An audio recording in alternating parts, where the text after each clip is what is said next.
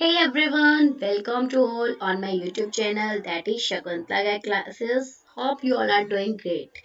So guys, आज की हमारी क्लास का टॉपिक रहने वाला है परफॉर्मेंस अप्रेजल पार्ट 2। इससे पहले गाइस जो हमने लास्ट क्लास के अंदर परफॉर्मेंस अप्रेजल पर डिस्कशन किया उसके अंदर हमने जो है इसके ऑलमोस्ट टॉपिक कवर किए थे लाइक कैरेक्टरिस्टिक्स की अगर मैं बात करूँ, इसके ऑब्जेक्टिव्स की बात करूँ और मेथड्स जो है वो भी हमने स्टार्ट कर दिया था। तो देखिए लास्ट क्लास में हमने क्या किया था मैं आपको दिखाती हूँ। ये सब हम कर चुके हैं जहां पर हमने जो है मेथड जो है परफॉर्मेंस अप्रेजल के इनको कंटिन्यू किया हुआ था, जहां पर जितने भी ट्रेडिशनल मेथड्स है वो सब हमने हमारी लास्ट क्लास के अंदर डिस्कस कर लिए थे।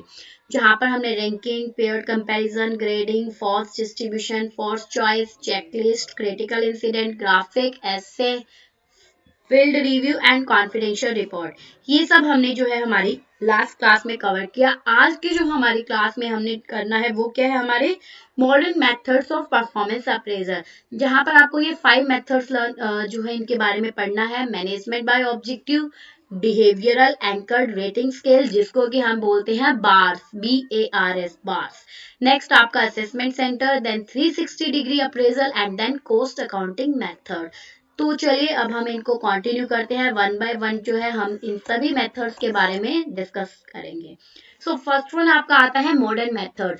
मॉडर्न मेथड के अंदर आपका फर्स्ट वन जो हमें डिस्कस करना है MBO, जो कि मोस्ट इंपॉर्टेंट रहने वाला है आप लोगों के एग्जाम व्यू पॉइंट से, जिसको कि हम बोलते हैं मैनेजमेंट बाय ऑब्जेक्टिव।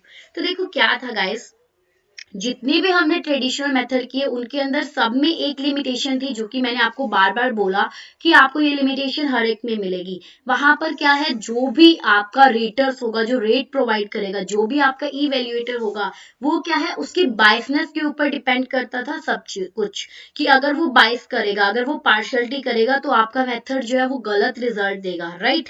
लेकिन इसी प्रॉब्लम को ओवरकम करने के लिए, इसी प्रॉब्लम को दूर करने के लिए ही आपका मैनेजमेंट बाय ऑब्जेक्टिव मेथड आया, जो कि सबसे पहले किन्होंने प्रपोज किया, पहले तो आपको ये पता होना चाहिए, पीटर एफ ड्रकर।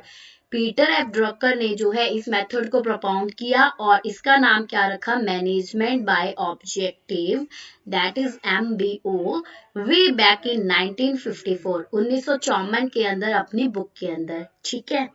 तो अब आता है कि ये होता क्या है, तो ये एक अप्रेजल का मेथड है जहां पर मैनेजर्स और एम्प्लॉय क्या करते हैं, एक साथ मिलकर identify, plan, organize and communicate objectives to focus on during a specific appraisal period। मतलब यहाँ पर क्या होता है, मैनेजर और एम्प्लॉयज मिलकर किसी भी क्या करेंगे, ऑब्जेक्टिव्स क्या होगा ऑर्गेनाइजेशन का उसको आइडेंटिफाई करेंगे, उसको पहचानेंगे, उसके बारे में प्लान करेंगे, उसको ऑर्गेनाइज भी करेंगे कि कैसे हमने इस ऑब्जेक्टिव को अचीव करना है, और बाद में उसको कम्युनिकेट भी करेंगे ऑब्जेक्टिव को हर एक पर्सन को, जो भी आपके मैनेजमेंट में है, जो भी आपके ऑर्गेनाइजेशन में है, ताकि क्या किया जा सके, उस ऑब्जेक्टिव पर फोकस किया जा सके और उसको जो है कंट्रोल कर सके और उस ऑब्जेक्टिव को कंप्लीट करने की कोशिश की जा सके।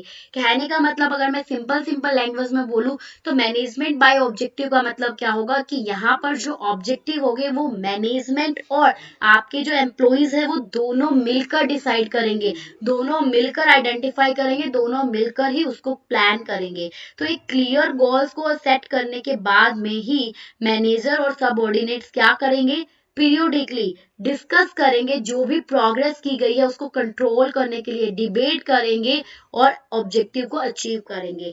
मतलब आप सबसे पहले देखो क्या है, जो भी ऑर्गेनाइजेशन में जितने भी एम्प्लॉइज वर्क कर रहे हैं और जितने भी आपके मैनेजर्स हैं, वो पहले तो मिलकर क्या करेंगे, कोई ऑब्जेक्टिव सेट करेंगे। सिर्फ वहां तक उनका काम खत्म नहीं होता, उसके बाद में जो है दोनों मिलकर क्या करेंगे, पीरियोडिकली, पीरियोडिकली का मतलब क्या है कि टाइम टू टाइम बेसिस पर, लाइक अगर मैं बोलूं क्वार्टरली, हाफ ईयरली, क्वार्टरली का मतलब हर 3 महीने में या हर 6 महीने में वो क्या करेंगे, उसके ऊपर चेक भी करेंगे, उसको चेक करेंगे कि जो ऑब्जेक्टिव हमने सेट किया कितनी प्रोग्रेस हुई उसको अचीव करने में, कहाँ तक पहुंचे, क्या ऑब्जेक्टिव अचीव हो भी रहा है या नहीं हो रहा, और नहीं हो रहा तो उसके लिए हम क्या क्या करेक्टिव स्टेप्स ले सकते हैं। तो वो सारी चीजें यहाँ पर डिस्कस की जाती है ताकि वो जो ऑब्जेक्टिव है ना उसको अचीव किया जा सके।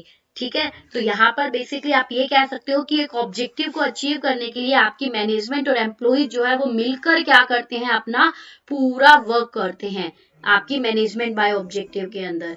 उसके बाद में आता है ये जो परफॉर्मेंस मेथड है ना, इसको यूज किया जाता है किस चीज के लिए, मैच करने के लिए the overarching organisational goal with objective of employ effectively.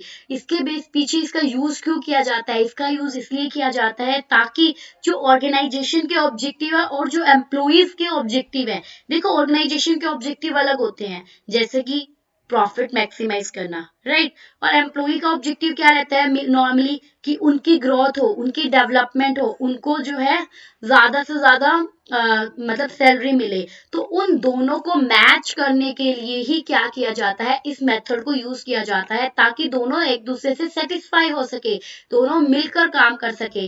While validating objectives, जब भी ऑब्जेक्टिव वैलिडेट करते हैं तो यूजिंग द स्मार्ट मेथड, यहाँ पर कौन सा मेथड यूज किया जाता है, स्मार्ट मेथड। अब आप बोलोगे कि मैम ये स्मार्ट मेथड क्या है, तो स्मार्ट मेथड का मतलब है कि जो ऑब्जेक्टिव होगा वो क्या होना चाहिए, स्पेसिफिक होना चाहिए, मेजरेबल होना चाहिए, जिसको हम मेजर कर सके, अचीवेबल होना चाहिए, ऐसा ऑब्जेक्टिव हो जो कि अचीव किया जा सके। आप ऐसा ऑब्जेक्टिव सेट नहीं कर सकते जो कि उनकी पहुंच से बाहर है। रियलिस्टिक होना चाहिए ऑब्जेक्टिव, ऐसा नहीं कि सिर्फ इमेजिनरी हो। अगर मैं ये बोल दूं कि आपने ना चांद तारे तोड़कर लाने हैं, ये हमारा ऑब्जेक्टिव है, क्या ये पॉसिबल होगा, क्या ये रियल में पॉसिबल है, no it is not possible. तो आपका जो ऑब्जेक्टिव है वो रियलिस्टिक भी होना चाहिए and time sensitive. Time sensitive का मतलब क्या है कि आपका ऑब्जेक्टिव एक टाइम बाउंड हो, कि हमें इतने टाइम के अंदर हमारे इस ऑब्जेक्टिव को अचीव करना है। ठीक है, तो बेसिकली क्या है यहाँ पर कि ये चेक किया जाता है कि जो ऑब्जेक्टिव है वो आपका ऐसा हो कि वो मैच करे आपके एम्प्लॉय के ऑब्जेक्टिव से, और उसके लिए यूज किया जाता है स्मार्ट मेथड। स्मार्ट मेथड में ऑब्जेक्टिव स्पेसिफिक, स्पेसिफिक का मतलब क्या है, हर एक को ध्यान में रखते हुए जो है बनाना चाहिए। ठीक है, मेजरेबल होना चाहिए, जो कि आप क्वांटिटी में जिसको मेजर कर सको।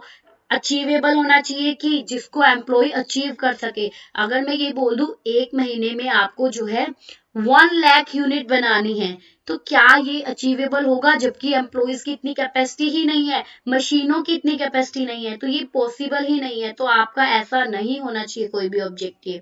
और रियलिस्टिक होना चाहिए, जो कि रियल में हो, और टाइम सेंसिटिव होना चाहिए। ठीक है, फिर आता है कि जब at the end of review period, जब आपका रिव्यू पीरियड खत्म होता है, रिव्यू पीरियड मतलब जब आप अपने ऑब्जेक्टिव को चेक करते हो कि ऑब्जेक्टिव कहाँ तक पहुंचा, आपका ऑब्जेक्टिव कहाँ तक अचीव हो रहा है, उसके बाद में एम्प्लॉय जो है उनको जज किया जाता है उनके रिजल्ट से। सक्सेस जो है रिजल्ट से मतलब कि जो उन्होंने ऑब्जेक्टिव सेट किया, क्या एम्प्लॉय उसी ऑब्जेक्टिव के अकॉर्डिंग वर्क कर रहे हैं, अगर हाँ कर रहे हैं तो उनको क्या है, सक्सेस, उनकी सक्सेस को जो है अवार्ड दिया जाएगा। अवार्ड कुछ भी हो सकता है आपका, मॉनेटरी भी हो सकता है, नॉन मॉनेटरी भी। मॉनेटरी आपको पता है कैसे होता है, मॉनेटरी आपकी सैलरी ज्यादा कर दिया, ठीक है, आपके जो है आपको एक्स्ट्रा बोनस दे दिया। और नॉन मॉनेटरी में क्या हो सकता है, आपका प्रमोशन कर दिया, ठीक है, ट्रांसफर करना, ये ट्रेनिंग देना, इस तरह से मतलब आपका जो है प्रमोशनल वे से भी आपको जो है रिवॉर्ड दिया जा सकता है। और अगर वो ऑब्जेक्टिव अचीव नहीं हो पा रहा तो फिर फर्दर उसके ऊपर स्टेप्स लिए जाते हैं कि क्या किस लिए नहीं हो रहा, क्या एम्प्लॉयज को ट्रेनिंग की जरूरत है, या फिर एम्प्लॉयज की जो है कहीं पर जो हमारा ऑब्जेक्टिव है कहीं वो तो सही नहीं है। ये सारी चीजें फिर ये चेक की जाएगी। ठीक है, तो आपकी ये जो प्रोसेस रहती है, ये जो प्रोसेस है, ये यूजुअली किसके ऊपर ज्यादा स्ट्रेस देती है, आपके tangible goals and intangible aspects पर। तो ऑब्वियसली आप यहाँ पर क्या चीजें देखोगे कि आपने क्या अचीव करना है, जैसे कि आपकी इंटरपर्सनल स्किल्स, कमिटमेंट एक्सेट्रा, ये सारे जो है आपके ये सारे जो है ब्रश्ड अप किए जाते हैं इस सब में। क्योंकि अगर आपकी स्किल्स ज्यादा अच्छी होगी, आपकी कमिटमेंट पावर अच्छी है, तो आप जो है अपने ऑब्जेक्टिव को अचीव कर पाते हो। तो बेसिकली आपको यहाँ तक समझ में आ गया कि management by objective Peter F Drucker ने दिया 1954 में। और इसमें क्या होता है, एम्प्लॉयज और जो आपके मैनेजर्स होते हैं, जो सबॉर्डिनेट और मैनेजर, सब मिलकर क्या करते हैं, सबसे पहले ऑब्जेक्टिव को पहचानते हैं, उसके बारे में प्लान करते हैं, ऑर्गेनाइज करते हैं, फिर जब वो उन्होंने ऑब्जेक्टिव को सेट कर लिया, देन वो क्या करेंगे, ऑब्जेक्टिव को अचीव करने की कोशिश करेंगे, उसके लिए वो उसको टाइम टू टाइम चेक भी करेंगे। और इसी के लिए आपका ऑब्जेक्टिव कैसा होना चाहिए, स्मार्ट अप्रोच को आप यूज करोगे, दैट इज स्पेसिफिक होना चाहिए, मेजरेबल होना चाहिए और achievable, realistic and time sensitive. और उसके बाद में फिर क्या होगा, आप रिजल्ट को चेक करोगे, एम्प्लॉइज के रिजल्ट को। अगर रिजल्ट आपका जो मतलब अच्छा रहा तो आप क्या हो जाएगा, आपको रिवॉर्ड दिया जाएगा, अदरवाइज रिवॉर्ड नहीं दिया जाएगा, अदरवाइज ट्रेनिंग वगैरह दी जाएगी। ओके, अब आगे आता है इसकी प्रोसेस से आप इसको समझने की कोशिश कर सकते हैं। देखो, मैनेजर और एम्प्लॉय, ठीक है, ये दोनों मिल गए और मिलने के बाद में इन्होंने क्या किया, मिलने के बाद में इन्होंने प्लान किया। किस चीज को प्लान किया, कि ऑब्जेक्टिव क्या होगा हमारा, कैसे कैसे हम उसको कंट्रोल करेंगे, क्या क्या हमारे कितने टाइम पीरियड में हमें उसको कंट्रोल करना है, ये सब प्लान किया। प्लान करने के बाद में उसको क्या किया जाता है, चेक किया जाता है, मॉनिटर किया जाता है कि कितनी प्रोग्रेस हुई है एक्चुअल में। रीएसएससी गोल, कि कहीं हमें गोल दोबारा तो नहीं करनी, फीडबैक वगैरह देना, यहाँ पर ये सब चीजें आ जाएगी। और उसके बाद में फिर रिव्यू करेंगे, कि यहाँ पर लास्ट में रिजल्ट कलेक्ट करेंगे। अगर रिजल्ट अच्छा आया तो आप अवार्ड दोगे, और अगर नहीं आया तो आप उसके ऊपर डिस्कस करोगे, ठीक है। और फिर यहाँ से फिर दोबारा फीडबैक जाती है फिर मैनेजर के पास, और फिर अगेन वो मिलकर फिर अगेन ये प्रोसेस आपकी चलती रहती है। तो ये आपकी प्रोसेस है मैनेजमेंट बाय ऑब्जेक्टिव की।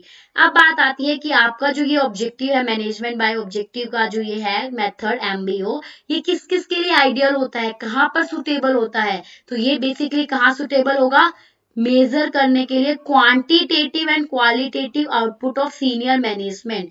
जो भी आपकी ऑर्गेनाइजेशन के अंदर जितने भी सीनियर मैनेजमेंट है ना, उसके दोनों ही आउटपुट को जो है यहाँ पर मेजर किया जाएगा। मतलब कितना उन्होंने क्वांटिटेटिवली किया, कितना क्वालिटेटिवली किया।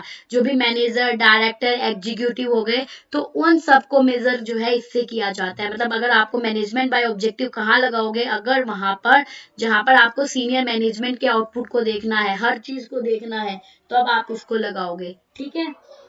अब उसके बाद में आता है रीजन क्या है फेलियर के, कि आपका जो ये एमबीओ जो है ये क्यों कई बार फेल हो जाता है, और कहाँ पर मतलब ये जो है अच्छे रिजल्ट नहीं देता। तो first one, incomplete MBO programme.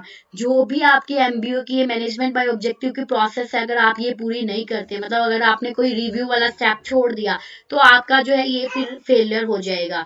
या फिर आपने इनएडिक्वेट कॉर्पोरेट ऑब्जेक्टिव, आपने जो है ऑब्जेक्टिव जो बनाए वो क्या है, प्रॉपर नहीं बनाए, इनएडिक्वेट बनाए, ठीक है। या फिर lack of top management, top management ने अपना पूरी इन्वॉल्वमेंट नहीं की, तब भी आप क्या करोगे, ये वाला जो एमबीओ जो है ये आपका फेल हो जाएगा, ठीक है। तो ये रीजन हो सकते हैं। फिर आते हैं क्या क्या स्टेप्स आते हैं एक सक्सेसफुल एमबीओ प्रोग्राम को लगाने के। देखो, एमबीओ वाला जो है मैं आपको इन डिटेल करवा रही हूँ, क्यों, क्योंकि ये टॉपिक, ये वाला मेथड थोड़ा ज्यादा इंपॉर्टेंट है, ओके, इसलिए। तो इसलिए हम इसको डिटेल में कर रहे हैं। तो आप देखिए क्या क्या स्टेप होंगे इसको, अगर हमें एक सक्सेसफुल एमबीओ प्रोग्राम को इम्प्लीमेंट करना है। तो सबसे पहला तो क्या है, हर एक मैनेजर जो है उसके कम से कम 5 या 10 गोल होते हैं, जो कि वो स्पेसिफिकली एक्सप्रेस करे, मेजरेबल टर्म्स में होने चाहिए। मतलब कि जैसे अभी हमने जो स्मार्ट मेथड, जो स्मार्ट अप्रोच यूज की, उस तरह से उसके 5 से 10 जो है मैनेजर के क्या होने चाहिए, गोल्स होने चाहिए, जो कि वो जो है मिलकर एम्प्लॉइज के साथ मिलकर जो है डिसाइड करेंगे। सबसे पहला स्टेप तो ये है। नेक्स्ट क्या होगा, फिर मैनेजर क्या करेंगे, अपने इन्हीं गोल्स को ना राइटिंग में लिखेंगे। मतलब कि लिख कर देंगे कि हमारे ऑर्गेनाइजेशन के ये गोल्स है, जो कि आपको इतने टाइम पीरियड के अंदर अचीव करने हैं, ठीक है। तो ये जो है फाइनलाइज्ड जो हो जाएगा रिव्यू के बाद में, वो उसको क्या करेंगे, राइटिंग में लिख कर देंगे, और उसको फिर रिव्यू करने के बाद में फाइनल कर देंगे कि ठीक है, ये वाला आपका ऑब्जेक्टिव फाइनल है, जो कि अचीव करना ही करना है। उसके बाद में जो भी गोल होंगे ना, जो भी ऑब्जेक्टिव सेट किए गए हैं, उनके अंदर एक क्लियर कट डिस्क्रिप्शन लिखा होगा, और एक क्लियर प्लान लिखा होगा कि कैसे ये ऑब्जेक्टिव, क्या ऑब्जेक्टिव है, किस किस पर्सन के लिए है, कौन सी पोस्ट वालों को क्या करना है, और कैसे आप उन ऑब्जेक्टिव को अचीव करोगे। तो पूरा डिस्क्रिप्शन भी जो है उसके अंदर साथ में उनको दिया जाएगा, ओके। फिर ये करने के बाद में मैनेजर्स क्या करेंगे, या मैनेजर और एम्प्लॉय मिलकर क्या करेंगे, ये डिटरमाइन करेंगे, निश्चित करेंगे प्रोग्रेस कितनी की है, उस प्रोग्रेस को मेजर करेंगे टाइम टू टाइम। वो टाइम मैंने जैसे बताया आपको, मिनिमम क्वार्टरली होता है, मतलब कि हर 3 महीने में वो लोग जो है चेक करेंगे कि उनका जो ऑब्जेक्टिव है वो कहाँ तक पहुंचा, कहाँ तक कैसा काम हो रहा है, उसको मेजर करेंगे टाइम टू टाइम। वो जो है 3 महीने में भी कर सकते हैं, 6 महीने में भी, 9 महीने में, 12 महीने में, वो उनकी मर्जी होती है। ठीक है, तो वो प्रोग्रेस भी साथ में क्या करेंगे, चेक करेंगे। प्रोग्रेस चेक करेंगे तभी तो उनको पता चलेगा कि ऑब्जेक्टिव अचीव हो भी रहा है या नहीं। अगर ऑब्जेक्टिव अचीव हो रहा है तो क्या है, रिवॉर्ड दे देंगे, और अगर नहीं हो रहा तो वो क्या करेंगे, करेक्टिव एक्शंस लेंगे। क्यों नहीं हो रहा, क्या रीजन है, अगर प्रोग्रेस उस अकॉर्डिंग नहीं हो रही तो उसके लिए वो करेक्टिव एक्शंस लेंगे। और बाद में फिर क्या होगा, ensure that goals at each level are related to organisational objective and levels above below. बाद में वो ये भी इंश्योर करेंगे, ये भी चेक करेंगे कि जो गोल्स जो बनाए गए हैं हर एक लेवल पे, वो ऑर्गेनाइजेशन के ऑब्जेक्टिव से ही रिलेटेड होने चाहिए या उसी लेवल से होने चाहिए। ठीक है, तो ये थी आपके कुछ एक स्टेप्स, किस लिए आपके एमबीओ के प्रोग्राम को अगर सक्सेसफुली इम्प्लीमेंट करना है तो ये स्टेप्स जो है फॉलो किए जाएंगे। उसके बाद में आती है अब लिमिटेशन क्या है आपके, किसकी, एमबीओ की क्या लिमिटेशन है, मैनेजमेंट बाय ऑब्जेक्टिव की क्या लिमिटेशन है।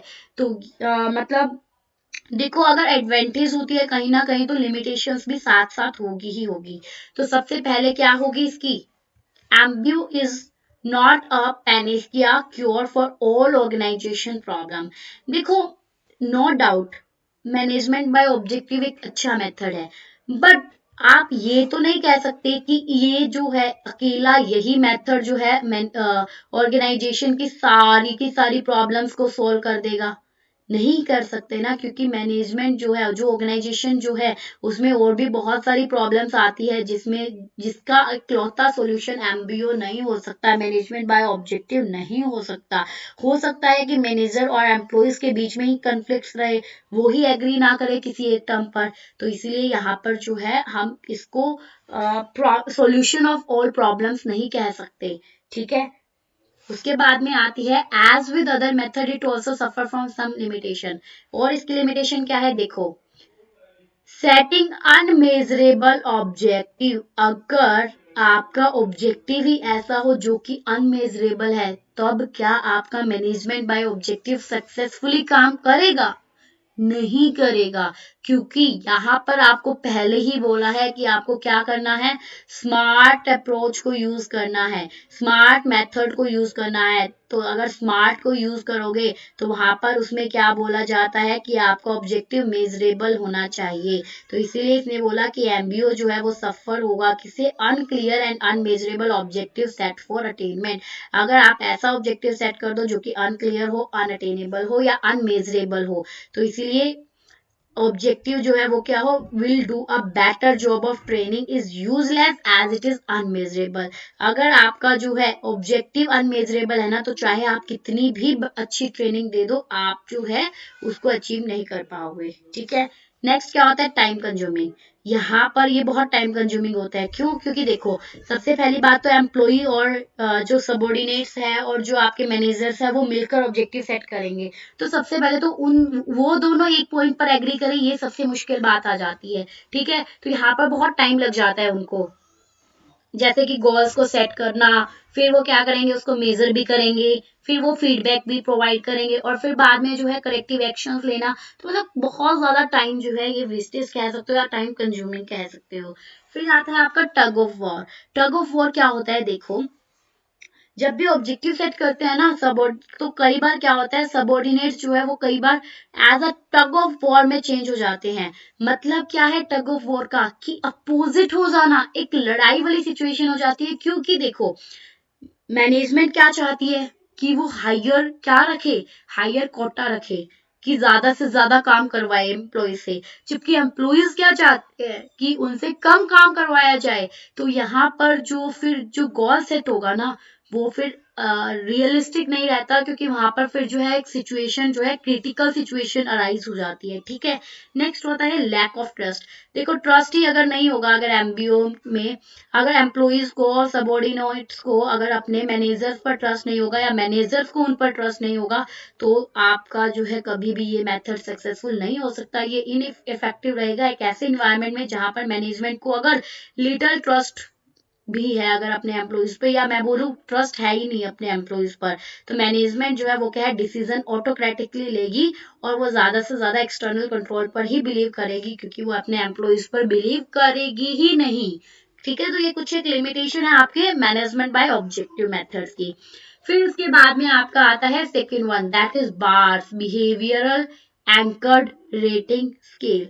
अब ये क्या होता है, ध्यान से सुनना कि हमारा ये मेथड क्या कहता है। ये भी आपका कौन सा मेथड है, आपका मॉडर्न मेथड है।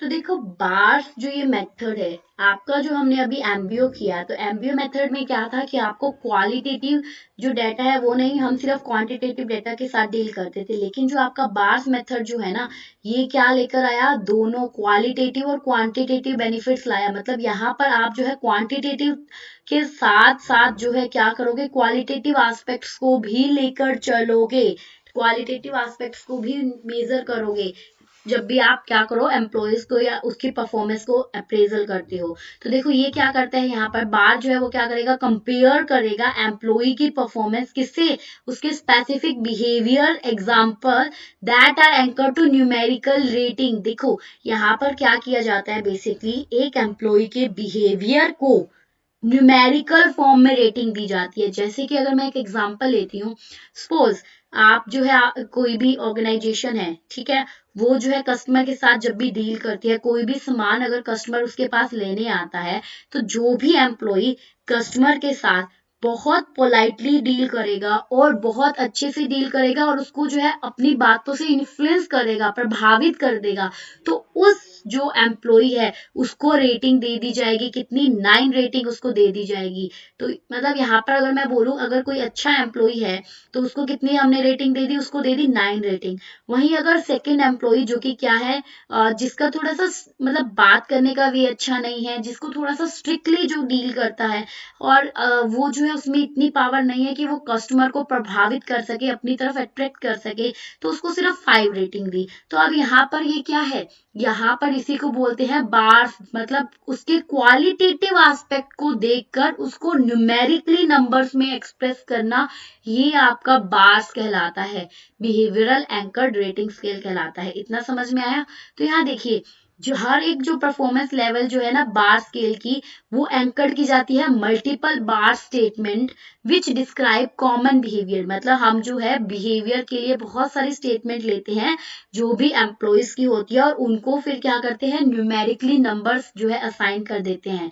यही स्टेटमेंट जो है वो क्या करती है, एक यार्ड स्टिक की तरह काम करती है। एक जो है क्या करेगी, एक आपका मेजर होगा, एक यूनिट की तरह काम करेगी जो कि मेजर कर लेगी फिर इंडिविजुअल परफॉर्मेंस को प्री डिटरमाइंड स्टैंडर्ड के अगेंस्ट, जो कि एप्लीकेबल होगी रोल और जॉब लेवल में। इतना समझ में आया। मतलब बेसिकली यहाँ पर क्या है कि एम्प्लॉइज के बिहेवियर के रिगार्डिंग बहुत सारी स्टेटमेंट देख ली जाती है और फिर जो है एम्प्लॉइज के बिहेवियर को उसी बेस पर रेटिंग दे दी जाती है न्यूमेरिकल नंबर्स में। तो देखो क्वालिटेटिव एस्पेक्ट को देखते हुए यहाँ पर जो है क्वांटिटी में उसको नंबर्स देना। अब जैसे मैंने आपको यहाँ एग्जांपल दिया कि किसी का बिहेवियर अच्छा है तो उसको 9 रेटिंग, किसी का बिहेवियर अच्छा नहीं है तो उसको 5 रेटिंग। तो ये कहलाती है आपकी bars, behavioural anchored rating scale. तो यहाँ पर जो स्टेप्स की अगर मैं बात करूँ, बार्स के अंदर जो कुछ एक स्टेप्स फॉलो किए जाते हैं, तो वो देखिए क्या है। सबसे पहले अगर हम बात करते हैं फर्स्ट स्टेप, तो फर्स्ट स्टेप जो है बार्स क्रिएशन के अंदर वो क्या होगा, generation of critical incident that depict typical work place behaviour. सबसे पहले तो आप ऐसी सिचुएशन को क्रिएट करोगे जिससे कि क्या है, वर्क प्लेस पे एम्प्लॉइज के बिहेवियर का पता चले। ठीक है, सबसे पहले आप ऐसी सिचुएशन क्रिएट करो जिससे कि वर्क प्लेस पे एम्प्लॉय के बिहेवियर को पता लगे, उसके बिहेवियर का पता लगे। फिर नेक्स्ट स्टेप में क्या किया जाता है, editing these critical incident into a common format and removing any redundancy। कि ये जो आप क्रिटिकल इंसिडेंट जो भी किए ना उसको एडिट करके उसको नॉर्मल बिहेवियर में ले आना। मतलब यहाँ पर बेसिकली एम्प्लॉय का बिहेवियर चेक किया जाता है अलग अलग सिचुएशंस के अंदर, अलग अलग इंसिडेंट्स के अंदर। कि अगर मान लो एकदम से कोई एम्प्लॉय कोई कस्टमर आता है तो वो कैसे डील करेगा, एकदम से कोई बाहर से पर्सन आता है तो कैसे डील करता है, और नॉर्मल सिचुएशन में कैसे डील करता है। तो यहाँ पर उसके बिहेवियर के लिए अच्छे से उसको जो है चेक किया जाता है। फिर नॉर्मलाइजेशन के बाद में जो क्रिटिकल इंस्टेंस जो है उनको रेंडमाइज करके एंड एक्सेस किया जाता है उसकी effectiveness. Remaining critical incidents are used to create BARS and evaluate employees performance. तो बेसिकली यहाँ पर फिर क्या किया जाता है, इसी तरह से जो है बहुत सारी सिचुएशन ली जाती है और हर एक में जो है एम्प्लॉइज की परफॉर्मेंस को मेजर किया जाता है। एम्प्लॉइज जो है उसके लिए बहुत सारी बार्स बना दी जाती है, बहुत सारे स्केल्स बना दिए जाते हैं। बार्स का मतलब आप कह सकते हो अब यहाँ पर क्या कि उसको बहुत सारे क्राइटेरिया जो हमने एस्पेक्ट बनाए उसके बेस पर उसको जो है मेजर किया जाता है और उसकी परफॉर्मेंस को चेक किया जाता है। तो ये आपका कहलाता है बिहेवियरल एंकर्ड रेटिंग स्केल। समझ में आया आपको इतना? फिर उसके बाद में इसकी आएगी एडवांटेज और कॉमन ड्रॉबैक्स क्या क्या हो सकती है आपकी बार्स की। तो इसका सबसे पहले हम एक एग्जाम्पल देखते हैं ताकि आप लोगों को ये और ज्यादा क्लियर हो जाए। तो देखिए क्या है एग्जाम्पल, जैसे देखो अब यहाँ पर क्या है, हमने इसके क्राइटेरिया सेट किया कि यहाँ पर exceed acceptable level of performance के हमने जो है एक परफॉर्मेंस का लेवल सेट किया। कि सबसे पहले तो अगर हमने यहाँ पर एक लेवल सेट किया कि 5, 4 और 6 जो है ये है ऐसा लेवल जहां पर जो है एम्प्लॉई हमारा एक्सेप्टेबल होगा, कि हम उसको एक्सेप्ट कर लेंगे अगर उसका जो है परफॉर्मेंस का लेवल उसका बिहेवियर इतने पर आता है, उसको 3 पॉइंट्स मिलते हैं, 4 पॉइंट्स मिलते हैं, 5 पॉइंट्स मिलते हैं, then we can accept. Okay, उसके बाद में अगर उससे ज्यादा एम्प्लॉई ने अच्छा परफॉर्म किया, 6 या 7 पॉइंट्स मिलते हैं, तो वो तो एक्सेप्टेबल होगा ही। और अगर 2 या 1 पॉइंट्स अगर वो एम्प्लॉय गेन करता है तो इसका मतलब वो फेल है, हम जो है उसको एक्सेप्ट नहीं करेंगे। तो यहाँ देखो अगर जो है 1 पॉइंट अगर कोई एम्प्लॉय गेन करेगा, could be accepted to yell obscenity at customers, could be expected to talk on the phone while taking customer order. देखो अगर बिल्कुल 1 नंबर अगर किसी एम्प्लॉय को मिला है तो हम क्या कहेंगे कि ये तो है मतलब कस्टमर से इसको बात करना तक नहीं आता। ठीक है, कि बिल्कुल वो तो जो है कस्टमर से बहुत ही अजीब तरीके से उसने बात की। अगर हम से 2 मार्क्स अगर कोई भी एम्प्लॉय गेन करेगा तो हम क्या कहेंगे कि ये जो है जब इसने कस्टमर से ऑर्डर लिया तो ये फोन पर बात कर रहा था तो इसीलिए इसको 2 मार्क्स मिले। ठीक है, ये हमने क्या किया, एक एम्प्लॉय के बिहेवियर को नोट किया और एम्प्लॉय के बिहेवियर को नोट करके हमने उसको जो है 2 पॉइंट्स दिए, मतलब मैनेजर ने उसको 2 पॉइंट दिए। फिर जब अलग एम्प्लॉय को फिर देखा अगले एम्प्लॉयज को, तो उसने क्या देखा कि could be expected to say here's your order when handling them to customer. कि उसने जो है ये जब कस्टमर को ऑर्डर दे रहा था तो उसने जो है डायरेक्ट बोला यहाँ पर आपका ऑर्डर है, हियर्स योर ऑर्डर। ठीक है, मतलब कि कुछ रिस्पेक्ट नहीं देना, तो उसको 3 पॉइंट्स मिले ओनली। फिर अगर नेक्स्ट कस्टमर जिसने क्या, could be expected to make eye contact with customer during transaction. जब भी ट्रांजेक्शन जो की जाती है कस्टमर के साथ तो ये रहता है ना कि आपका आई कांटेक्ट होना चाहिए कस्टमर से, ताकि उसको अच्छा लगे, ताकि उसको लगे कि यस ये जो है हमारी हमारी सर्विसेज हमें जो है अच्छी सर्विसेज दे रहा है।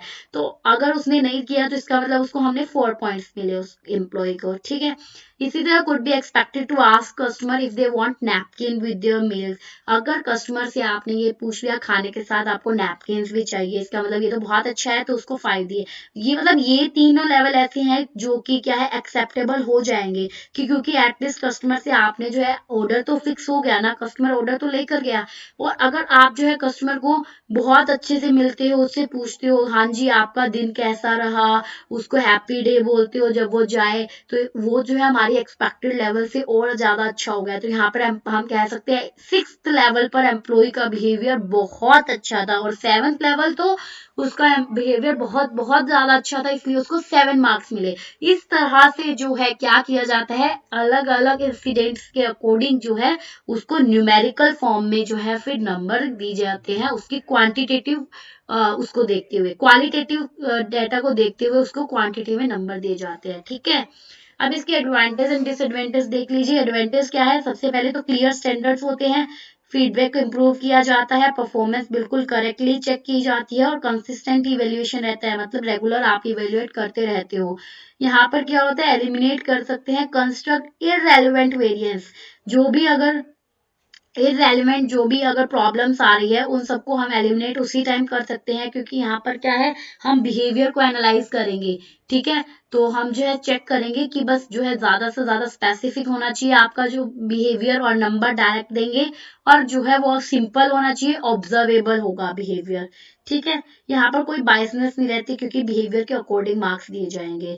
ये किसके लिए आइडल होता है, नेक्स्ट अब आता है ये जो आपका बार्स मेथड है, ये कहाँ पर सुटेबल होता है, तो ये सभी साइजेस के बिजनेस हो या कोई भी इंडस्ट्री हो, तो वो इस मेथड को यूज करती है अपनी पूरी वर्कफोर्स की परफॉर्मेंस को चेक करने के लिए। ओके, फिर आती है अब इसकी ड्रॉबैक क्या है। तो ड्रॉबैक की अगर मैं बात करूं तो सबसे पहले क्या है, सब्जेक्टिविटी का चांसेस रहता है, क्योंकि देखो यहाँ पर नंबर किसने देने हैं, रेटर्स ने नंबर देने हैं ना, इवेल्युएटर ने नंबर देने हैं, तो कहीं ना कहीं पार्शियलिटी हो सकती है।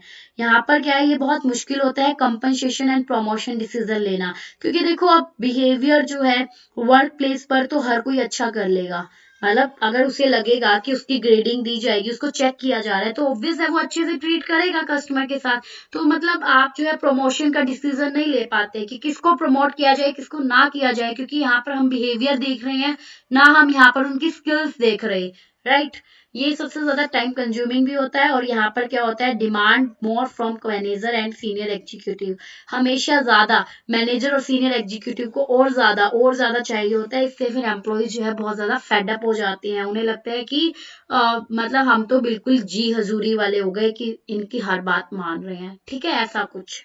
तो ये थी आपकी बार्स मेथड, जहां पर हमने बेसिकली क्या करना है, एम्प्लॉइज की क्वालिटेटिव एस्पेक्ट्स के साथ साथ उसको क्वांटिटेटिव नंबर्स के अंदर जो है उसको मेजर किया जाता है, उसकी परफॉर्मेंस को। जिस एम्प्लॉइज ने जो है अगर एक्सेप्टेबल परफॉर्मेंस तक परफॉर्म किया तो वो एक्सेप्ट हो जाएगा, उसको रिवॉर्ड देंगे, उससे ज्यादा किया तो रिवॉर्ड देंगे, और जो अगर कम किया तो हम उसके लिए क्या करेंगे, करेक्टिव एक्शंस लेंगे। देन अब आता है हमारा next method, that is assessment centre method. Assessment centre method क्या होता है, सबसे पहले तो ये मेथड किन्होंने इंट्रोड्यूस किया आपका 1930 के अंदर, किसके द्वारा, जर्मन आर्मी के द्वारा। ये जो है सबसे पहले जर्मन आर्मी के द्वारा ये कॉन्सेप्ट इंट्रोड्यूस किया गया था, लेकिन इसको बाद में क्या किया गया, पोलिश किया गया, टेलर्ड किया गया, उसमें चेंजेस किए गए आज के इन्वायरमेंट में फिट करने के लिए, आज के इन्वायरमेंट के अकॉर्डिंग बनाने के लिए इसमें जो है चेंजेस लाए गए।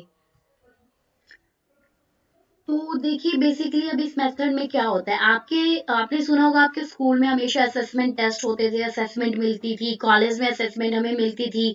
वो असेसमेंट क्या, जहां पर क्या किया जाता था, पूरे के पूरे हमें असेस किए जाते थे। हमारी असेसमेंट किस बेस पर होती थी, लाइक बच्चा कैसा है, उसका कैसा बिहेवियर है, वो कैसा काम करता है, पढ़ने में कैसा है, वर्क करता है, ये सारी चीजें थी ना।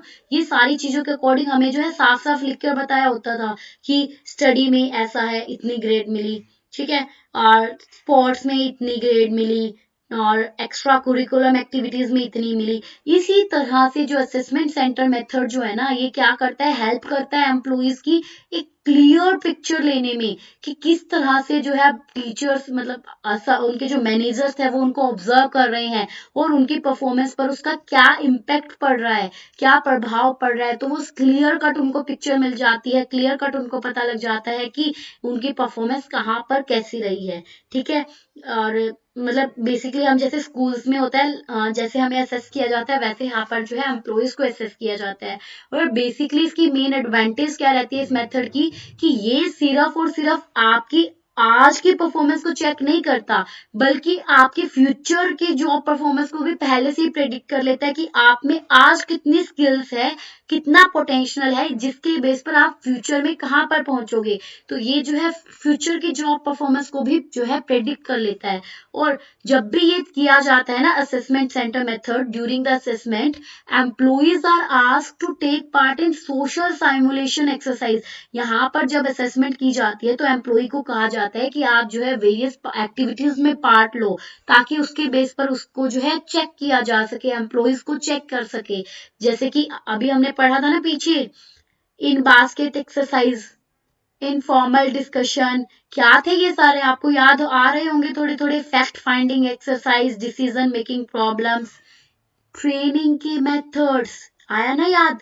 ऑन द जॉब ट्रेनिंग, जहां पर हमने in basket exercise, informal discussion, role play और भी बहुत सारी एक्सरसाइज जो है उसमें पार्ट लेने के लिए जो है एम्प्लॉइज को मोटिवेट किया जाता है, उनको कहा जाता है आप इनमें पार्ट लो, ताकि उनकी सक्सेस को देखा जा सके, उनको एक्सेस किया जा सके, उनको चेक किया जा सके अच्छे से।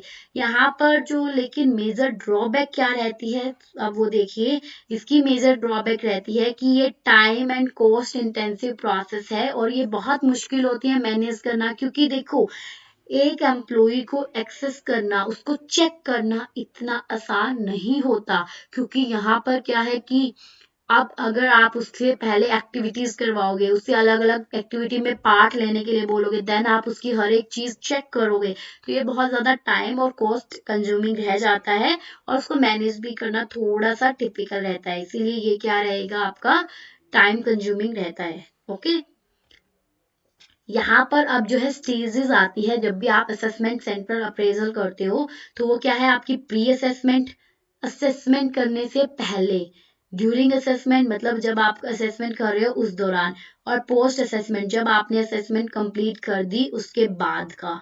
ठीक है, तो ये जो है आपकी 3 स्टेजेस रहती है जो कि अब हमें देखनी है, तो देखिए। तो सबसे पहले जब हमने बोला प्री असेसमेंट, प्री असेसमेंट में आप कैसे करोगे, online objective of review, find competency and reviewers, design simulation exercise and choose a rating method. मतलब आप जो है उनको चेक करने से पहले, एम्प्लॉइज की असेसमेंट करने से पहले सारी चीजें पहले से डिसाइड करते हो ना, कि हम जो है क्या ऑब्जेक्टिव होगा हमारा इसके पीछे। ठीक है, क्या क्या हमने जो है एम्प्लॉइज में स्किल्स को ढूंढना है, क्या क्या हमें फाइंड आउट करना है। अब जैसे अगर हमारी स्कूल्स में बच्चों की जो कॉलेजेस में जो असेसमेंट की जाती है, पहले से एक परफॉर्मा तैयार होता है ना, कि इतना टेस्ट लेना है, टेस्ट में उसने कितना स्कोर किया उसके इतने मार्क्स मिलेंगे। ठीक है, एक्स्ट्रा एक्टिविटी में उसने कितना स्कोर किया उसके इतने मार्क्स की होगी, प्रेजेंटेशन उसने कैसी दी वो इतने मार्क्स की होगी। इसी तरह से यहाँ पर भी पूरा परफॉर्मा आपको तैयार करना पड़ेगा, कौन कौन सी उससे एक्सरसाइज करवानी है, क्या स्किल्स हमने उसमें फाइंड आउट करनी है, कौन सा हमारा रेटिंग का मेथड हमें लेना है, तो वो आपकी कहलाती है प्री असेसमेंट, कि असेसमेंट अभी आपने की नहीं, उससे पहले की आपने जो तैयारी की है। ठीक है, और असेसमेंट के दौरान आप क्या देखोगे, पर्पस को एक्सप्लेन करना, पॉलिसीज को एक्सप्लेन करोगे। जब आप असेसमेंट करोगे तो आप उनको पहले बताओगे ना क्या पर्पस है हमारा, पर्पस नहीं बताओगे तो वो कैसे जो है आपकी बात मानेंगे, उनकी पॉलिसीज क्या है वो बताओगे। ठीक है, यूज करोगे competency exercise matrix, conduct exercise and discussions, not strength and weakness. मतलब आप उस दौरान और क्या करोगे, आप जो है कॉम्पिटेंसी, कॉम्पिटेंसी क्या होती है, स्किल्स, स्किल्स के रिगार्डिंग जो है वो एक्सरसाइज के रिगार्डिंग आप उनकी एक पूरी मैट्रिक्स बनाओगे कि उसमें कितनी स्किल्स है, कौन कौन सी स्किल्स है, क्या क्या एक्सरसाइज, जो जो आपने एक्सरसाइज और जो भी आपने यहाँ पर सोचा था वो सारी यहाँ पर एक्चुअल में कंडक्ट करवाओगे और उनकी स्ट्रेंथ और वीकनेस को नोट करोगे। जैसे अब हमारा वाइवा होता है स्कूल में, है ना, जब हम कॉलेजेस में हमारी असेसमेंट के अंदर क्या क्या चीजें आती है, ये सब आती है ना, आपके टेस्ट भी होते हैं, प्रेजेंटेशन भी होती है, आपका वाइवा लेने के लिए भी बाहर से आते हैं, फिर कहीं जाके हमें असेसमेंट मिलती है। तो यही यहाँ पर भी यही सीन है।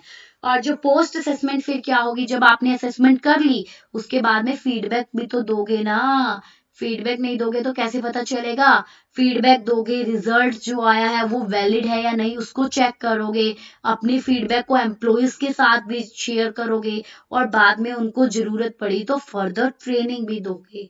तो ये आपकी रहती है पोस्ट असेसमेंट। ओके, अब ये जो आपकी असेसमेंट सेंटर ये किस किस के लिए आइडियल होता है, बेसिकली ये होते हैं आपकी जितनी भी मैन्युफैक्चरिंग ऑर्गेनाइजेशन हो गई, जितनी भी सर्विस बेस्ड कंपनी हो गई, आपके एजुकेशनल इंस्टीट्यूशंस, अभी मैंने एजुकेशनल इंस्टीट्यूशंस का आपको एग्जांपल दिया ना, जितनी भी आपकी कंसल्टिंग फर्म्स है, जो भी क्या चाहती है, फ्यूचर की ऑर्गेनाइजेशन लीडर या मैनेजर को आइडेंटिफाई करना चाहती है, उन सबके लिए ये क्या है, सुटेबल है, आइडल है।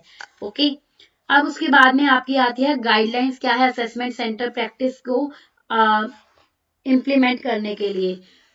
तो देखो गाइडलाइंस जो है वो सिंपल सिंपल है, ये आप लोग पढ़ सकते हो, मुझे नहीं लगता ऐसा ये पढ़ाना चाहिए, थोड़ा टाइम वेस्टिंग ही होगा, बट मैं आपको थोड़ा ऊपर ऊपर से पढ़ा देती हूँ। देखो सबसे पहले ये किस लिए यूज की जाती है, आपको मतलब क्या क्या गाइडलाइंस को फॉलो करना है जब भी आप इसको लगाओगे। एक सेकेंड, हाँ। सबसे पहले आप यूज जॉब एनालिसिस। ठीक है। आप परफॉर्मेंस को इफेक्टिवली बनाने के लिए आप जॉब एनालिसिस, जॉब को पूरा जो है चेक करोगे सबसे पहले। फिर आपको क्या करना चाहिए, परफॉर्मेंस मैट्रिक्स को भी पहचान लेना चाहिए कि आप कौन सी यूज करने वाले हो जब भी आप जो है उन असेसमेंट सेंटर को मेजर करोगे। आप जो है मीनिंगफुल और रेलेवेंट कैंडिडेट को जो है क्या करोगे, उनके बिहेवियर को अलग अलग क्लासिफाई कर दोगे, असेसमेंट टेक्निक क्या रहेगी उसको पहचानोगे। आप क्या करोगे, spot assessors and SSC excluding immediate supervisor. आप क्या करोगे, जो भी आपके असेसर होंगे, एसएससी होंगे, उन सबको क्या करोगे, उनको स्पॉट करोगे। लेकिन जो भी आपका इमीडिएट सुपरवाइजर होगा ना, मतलब कहने का मतलब क्या है, आप उनके साथ आपको अगर अच्छे से असेसमेंट सेंटर प्रैक्टिसेस करवानी है तो आपको उनके साथ मिलजुल कर काम करना पड़ेगा। ठीक है। आपको जो है क्या है, प्रॉपर ट्रेनिंग देना असेसर्स को, रिव्यूअर्स को, एक सिस्टम मेंटेन करना जिसमें आप प्रॉपर रिकॉर्ड रखोगे परफॉर्मेंस का, उसको रिकॉर्ड को रिव्यू भी करोगे, एम्प्लॉइज को रिवॉर्ड देना ताकि वो क्या कर सके, वो भी थोड़ा मोटिवेटेड फील करे। ये नॉर्मल गाइडलाइंस है और कोई ज्यादा इंपॉर्टेंट भी नहीं है, क्योंकि जो इंपॉर्टेंट था वो मैंने करवा दिया। ओके। फिर आपके आगे आता है 360 डिग्री फीडबैक, जो कि आपका नेक्स्ट मेथड है परफॉर्मेंस अप्रेजल का। तो अब ये 360 डिग्री फीडबैक क्या है, तो सबसे पहले ये क्या है, आपका मल्टी डायमेंशनल। नाम से पता लग रहा है ना, हर एक चीज, हर एक लेवल, एवरीथिंग आप यहाँ पर मेजर करोगे। तो यहाँ पर क्या है, यहाँ पर एम्प्लॉइज को आप कह सकते हो ओवरऑल उसको चेक करना। तो यहाँ बेसिकली हम कह सकते हैं कि एक एम्प्लॉइज के रिगार्डिंग जो भी मतलब फीडबैक गेन की जाती है, सबसे पहले कहने का मतलब क्या है कि जो भी एम्प्लॉय होगा ना, उसके बारे में फीडबैक ले लेना, उसके मैनेजर से, उसके साथ कलीग से, उसके कस्टमर से, मतलब हर एक जगह से फीडबैक लेकर फिर उसकी परफॉर्मेंस को चेक करना आपका 360 डिग्री फीडबैक में आएगा। मतलब फीडबैक के ऊपर ये आपका पूरा बेस्ड होता है, आपका 360 डिग्री फीडबैक अप्रेजल मेथड। तो इसमें देखो क्या है, अब आपके इस मेथड में ये multi dimensional performance appraisal method है, जो कि क्या करेगा, इवेल्युएट करेगा एक एम्प्लॉइज की।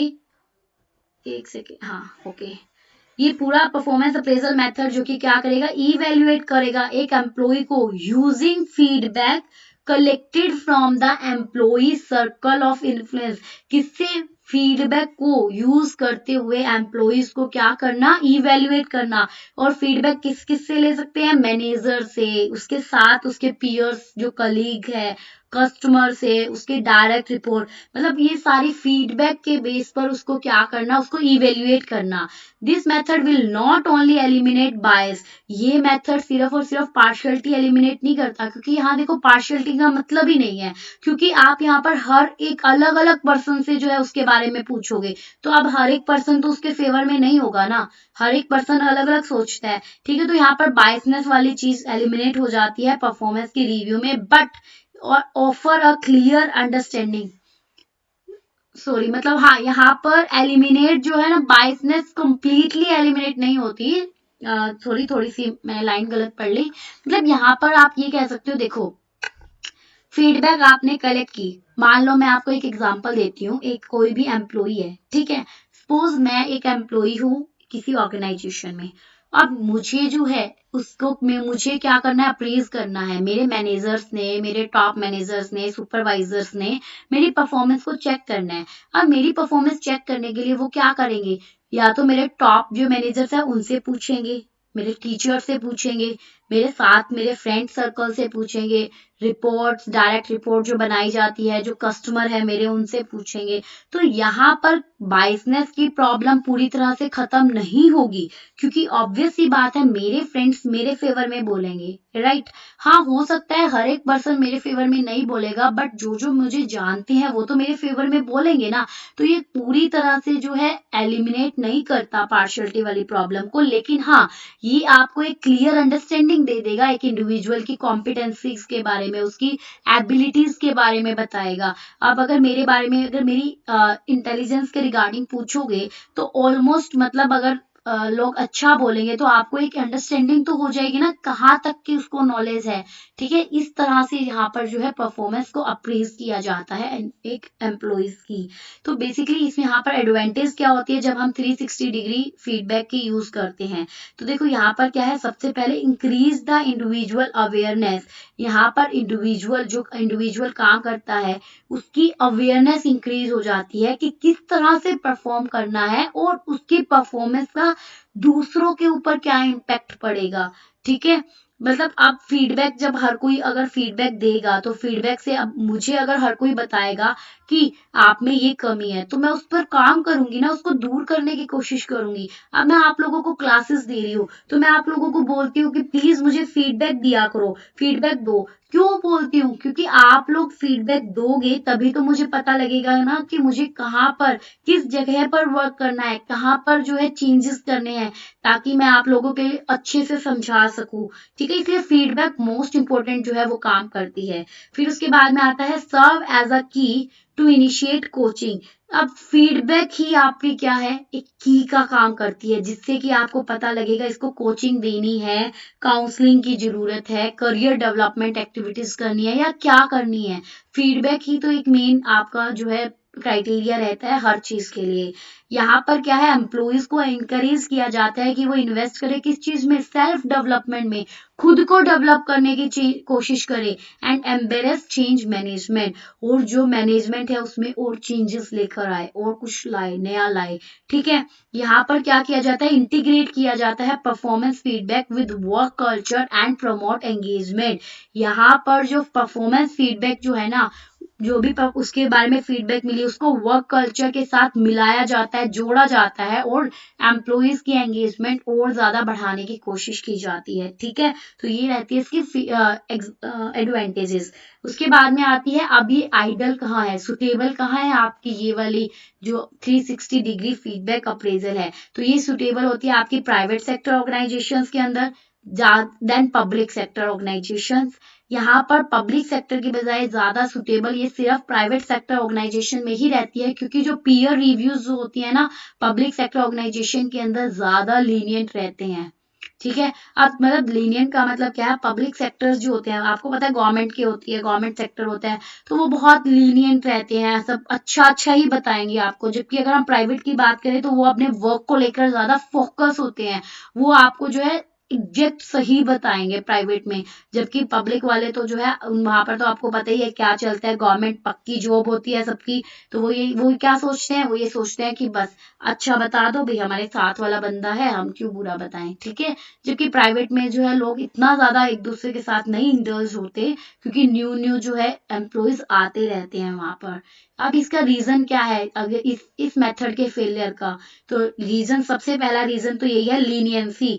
लीनियंसी का मतलब मैं आपको बता चुकी, लीनियंसी का एग्जैक्ट मीनिंग क्या होगा कि जब आप जो है अपनी स्ट्रिक्ट नहीं रहते और आप अपना जो है एक कहते हैं ना काइंडनेस दिखाना कि ये तो मेरे साथ का है, मैं तो इसके साथ हूँ, इस तरह से लीनियंसी जो है वो रहती है। कल्चरल डिफरेंस भी इसकी वजह से रीजन हो सकता है कि कल्चर अलग अलग होगा तो ऑब्वियस है कि आपके लिए फीडबैक अलग मिले। क्योंकि अगर मान लो अब मैं हिंदू हूँ, ठीक है, मतलब देखो मेरा ऐसा कोई लॉजिक नहीं है मैं किसी रिलीजन्स के बारे में कुछ बोलूं, मैं जस्ट आपको एक एग्जांपल दे रही हूँ कि कल्चरल डिफरेंस में भी हो सकता है। जैसे हमारा कल्चर अलग है, हम अलग तरह से जो है कोई फेस्टिवल सेलिब्रेट करते हैं, हमारे रीति रिवाज अलग है, और वही हो सकता है जो मेरे साथ में काम करने वाले पर्सन है उनके अलग होंगे। तो वो जो है हो सकता है उस वे में लेकर उसको प्रायोरिटी समझकर मुझे थोड़ा नीचा दिखाने के लिए मेरे बारे में गलत गलत बोल दे, या वो ये सोचे ये तो मेरी ही रिलीजन्स में है तो मैं इसके बारे में अच्छा अच्छा बोलूं। ठीक है, इस तरह से जो है बायसनेस आ जाती है। कॉम्पिटिटिवनेस, कंपटीशन की वजह से एक दूसरे के बारे में बुरा भला बोल दिया जाता है बहुत बार, जबकि वो अच्छा होता है पर्सन। इनइफेक्टिव प्लानिंग हो सकती है, और मिसगाइडेड फीडबैक। मिसगाइडेड फीडबैक का मतलब यही है कि अगर आपकी जो है फीडबैक गलत है तो आपने जो है गलत फीडबैक प्रोवाइड की है तो भी जो है आपका ये मेथड काम नहीं करेगा। ठीक है, तो ये आपकी क्या थी, कॉमन रीजंस थे जब आपका ये मेथड फेल हो जाएगा। फिर उसके बाद में आपका last but not list method आता है HRA मेथड, जिसको ह्यूमन रिसोर्स अकाउंटिंग या कॉस्ट अकाउंटिंग मेथड हम बोलेंगे।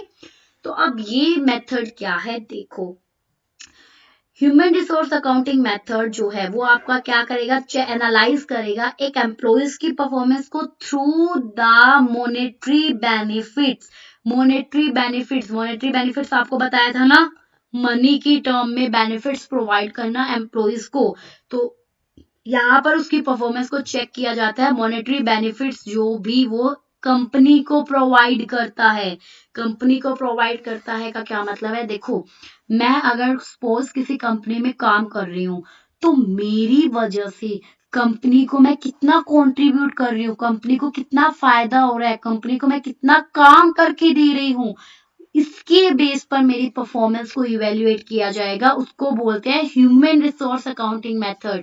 तो ये कैसे ऑब्टेन किया जाएगा, आपका कंपेयर करके, किसको, cost of retaining an employee, एक एम्प्लॉइज को रखने की कॉस्ट, और मॉनेटरी बेनिफिट एक organisation has ascertain from that specific employee. कि देखो आपको एक एग्जांपल से ही समझाऊंगी मैं आपको ये वाला मेथड, ताकि आपको समझ में आए। देखो मैं अगर मान लो सपोज किसी ऑर्गेनाइजेशन में वर्क कर रही हूँ, ठीक है, I am working in X Y Z, कोई भी कंपनी में मैं काम कर रही हूँ, ओके। वहां पर मुझे दे रहे हैं वो लोग कितना, 30,000 रुपीज जो है वो मुझे पर मंथ दे रहे हैं, ठीक है। तो मुझे रखने की कॉस्ट कितनी है ऑर्गेनाइजेशन की, 30,000, ओके। और उसके बदले में मैं कितना कंट्रीब्यूशन ऑर्गेनाइजेशन को दे रही हूँ। सपोज मुझे वो 30,000 रख रहे हैं और महीने पर मंथ मुझे वो 30,000 दे रहे हैं, और महीने में वो कंपनी जो है 1 लाख रुपीज कमा रही है।